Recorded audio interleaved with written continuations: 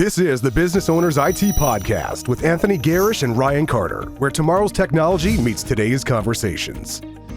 Hi, I'm Tony Gerasch. And I'm Ryan Carter, and this is the Business Owners IT Podcast. A podcast where we discuss tips, tricks, and solutions for business owners involving all things tech. Hey, Tony. What's up, man? Did you get your bonus? No. I heard someone send it to you in your pay slip. Yeah, right?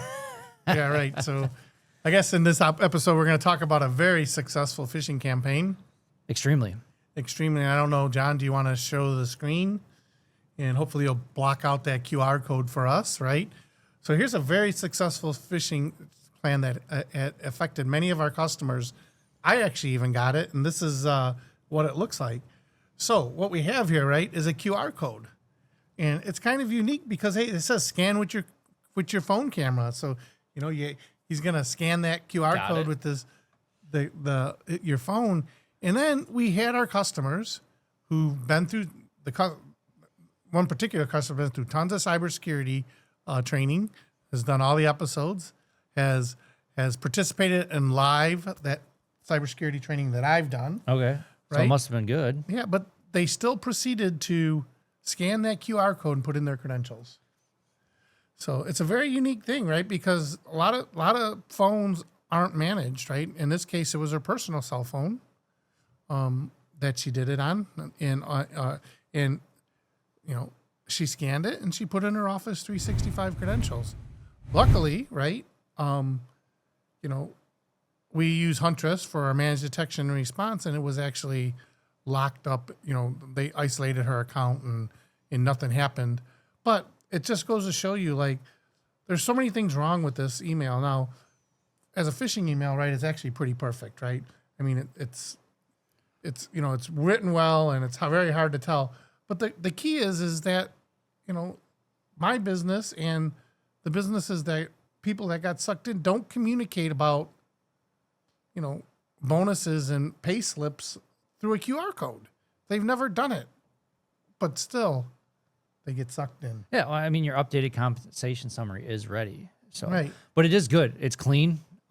So you could tell it's a little Chat GPT by all the dashes in between, including in the R. Yep. And then if you go up to the very top there in the from, it does look like it's coming from Unique Computing Solutions to Tony, but look at the address after that. Yeah. That doesn't look like something that come from us. Yeah, something .fr, right? Yeah. And, you know, even down below, there's no email address, HR at Unique Computing Solutions, right? And most of our customers don't have that either. And the phone number's way off. I mean, and the phone number doesn't match, right? There's a lot of things, right, that just don't play into this.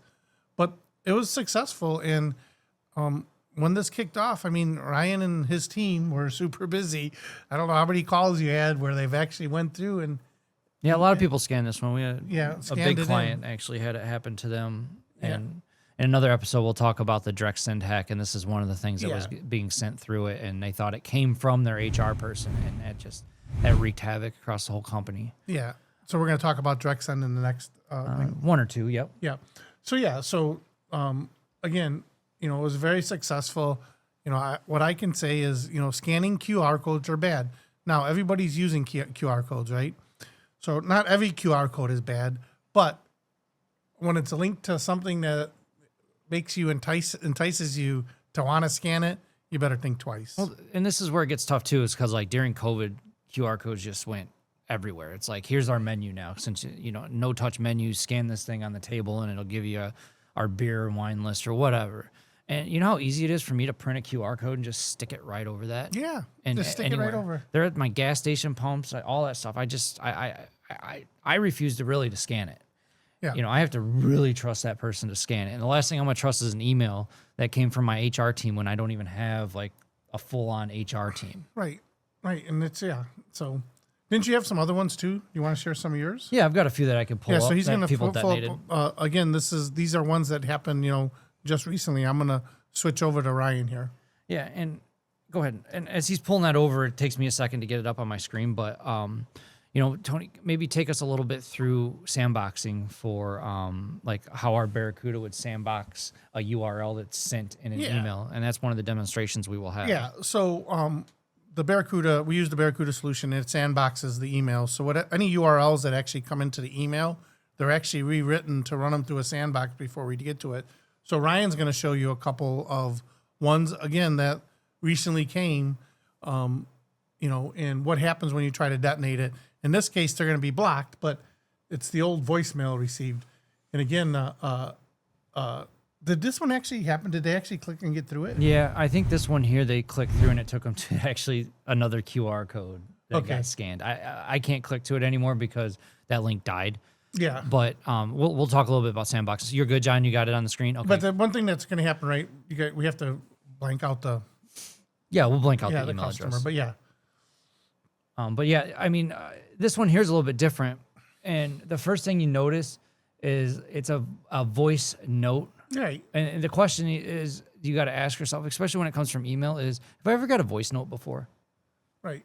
That's no. Okay, then I need to go find the person that sent it to me. It doesn't show anywhere in here the person that sent it. So at this point, you should get a hold of your IT.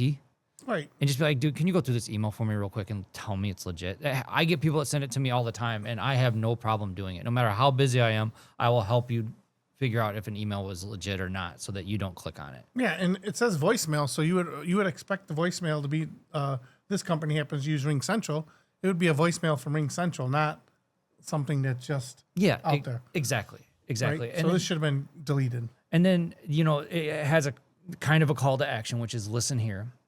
And the first thing you're going to notice, you might not see it very well on your screen, is that URL is super long, and it starts with linkprotect.cudaservices.com. And that one there that's our Barracuda sandbox. So it actually masks the URL, and when I click on this, it's going to take you over to Barracuda first through the sandbox before it legitly puts you out to the email. So John, I'm going to go ahead and switch over to a different screen that shows where it goes to. So when I click on that link, it pushes me over here to this Barracuda security warning. And it's going to tell you that it's just straight phishing. It's spam. At this point, you need to get a hold of your IT if you think it's legit or feel it's legit and it needs to be let through. But you can just tell. I mean, everything about it is phishing. Yep. Phishing. Look at the URL here. Super long. Doesn't make any sense. Where did it come from? Nobody knows. Another piece to it, too, that I can actually, if you look at the Barracuda link, it actually extracts the entire email link after you kind of go through it. So I can find out that this came from that really long name. FileCloudOnline.com. Yeah, you can see it. I'm missing it. It's all the way to the left. To the left. Right there. Oh, yeah, right here. So it's like super long URL afterwards, but it came from this FileCloud Online, which who uses that? If you can tell yourself you use it, then maybe it came to you. But I know for sure I don't use FileCloud or any of my legitimate business owners. Yep. So I'm going to switch my screen over a couple here to one more this one here we'll just show it. This one's another email, and this one actually I could get to the doc if I wanted to, because I got this directly from the person. They didn't forward it to me, and the Barracuda didn't put it through the sandbox. So this is a legitimate email that someone received.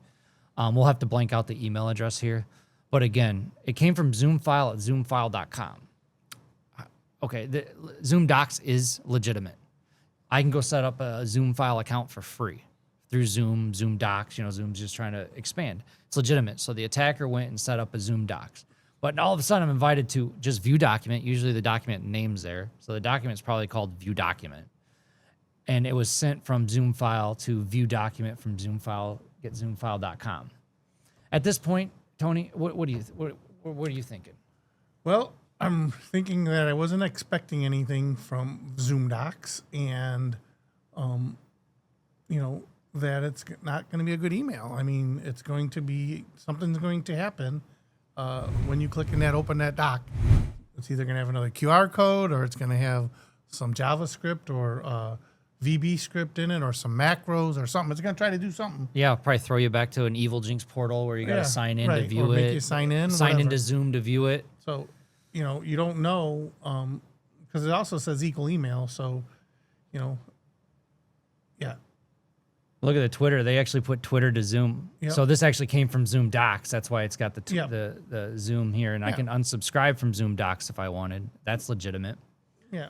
And there's probably, it's probably a free account that they set up They throw a bunch out there and then they start over again. Yeah, exactly. If I wanted 30-day to, trial. Yeah, I could probably search and find the Zoom 30-day Zoom trial. Docs 30-day trial, Yep. whatever it is. But yeah, so this actually legitimately got someone. So I guess what this really punches me into is my tip of the week is you can't trust email. No. I don't care who it comes from. If it comes from John or you or anybody else in my company, I still can't trust it until I look at the email address in it to begin with. And just the email itself, if it has a QR code or if it's trying to get me to go somewhere, it's just, and I always say it, Tony, and you say it too, reach out and call the person if it's suspicious. Yes, absolutely. It's that easy. Right. Phones still work. I know it's 2020, whatever it is, 5, but phones still work, guys. Just call them and talk to them. Now, there might be an AI voice on the other side, but as long as you call their actual phone number, you're good to go. Yeah. So again, these are some very successful attacks. I know, as a company, we have about, 3,500 endpoints that we manage, and last couple of weeks have been like inundated with especially the payslip one. I don't know how many people, got that. And the beauty of it is that with the Barracuda, we also have a thing called incident response, and you can tell a little bit about that. It's a solution that actually they can report the email, right? And then it rips it out of the boxes. Yeah, we have it set up that if someone reported an email, like say that Zoom file one is suspicious and anybody else in the company got the same email, it'll actually rip it out and put it in their junk email. It's not going to delete it because then maybe it was legitimate and someone accidentally clicked on it. So it gives them an opportunity to go back and find it. Yep. But and then after that, it starts learning that these are bad, and then they'll just stop showing up. Yep. And in fact, the one that I showed you that I got, I reported it, and I had to go dig it out of my junk email for this show. It's part of their product line that I really like. If Tony ever came to me and said something like, I want to get rid of them, what should we do? I'd be like, it's tough because I actually like this one. Yeah, that's a good product. I like the incident response and a few other things that they do. So, kudos to Barracuda on the stuff you guys do over there. Yep. So as business owners, I mean, the best thing you can do, it's very hard to fight against these things. They're going to get through your spam filters. There was nothing wrong with, at least the email with the QR code. There was nothing really wrong with it. It's very difficult to attack or catch. But, you have to have multiple layers of security and training. You need to get people to listen, and the training needs to be engaging, and they need to listen. If they don't listen, then you've done all you can do, and you hope that your other tools will catch it. Second tip of the week, training. Cybersecurity training. Yep. Why don't you take us home, Tony? Yep. Well, that's it. That's all I have to say, and I'd like to thank everybody for joining us. And if you have any comments or questions, you can always leave it, and we hope to see you at the next episode. Oh, I made a choice. We'll see you next week where we talk about the direct send attack. Oh, another thing related to email. Yep. Unique Computing Solutions. Your IT challenges solved.